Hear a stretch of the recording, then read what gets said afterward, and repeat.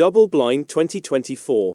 Double Blind is directed by the acclaimed Irish filmmaker Ian Hunt Duffy. Gridlock, Low Tide. Double Blind, which was directed by Ian Hunt Duffy, is about a large pharmaceutical company that wants to do a drug test and is willing to risk the participants' lives to do it.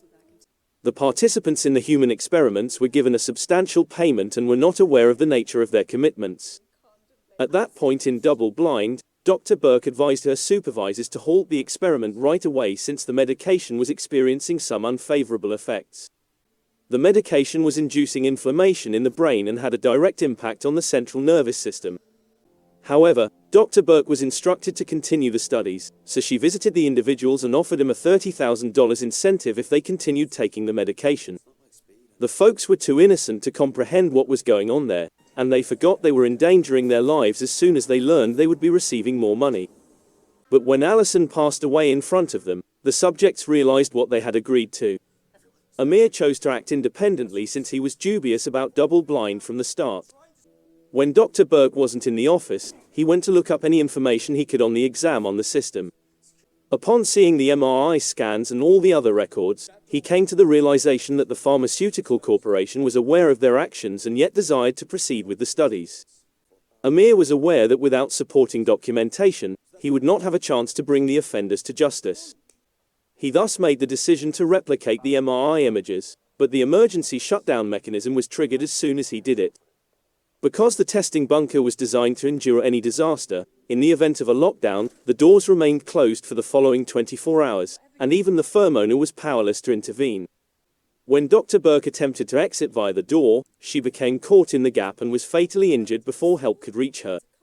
The subjects prayed that aid would come as soon as the doors opened, knowing that they would have to find a way to stay awake for the next 24 hours with Dr. Burke gone.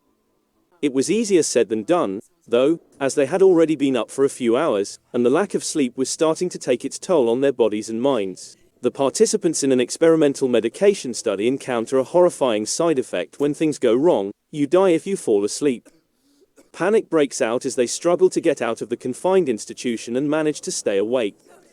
The movie begins with a rather dejected Claire, a young lady, walking into a windowless basement test lab at a Blackwood pharmaceutical facility.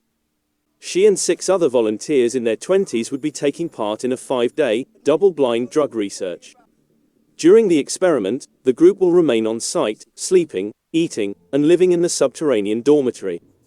After receiving their first dosage and being introduced to the trial's doctor, they have a group supper and engage in light-hearted conversation. This clinical trial's participants dress bizarrely in uniforms.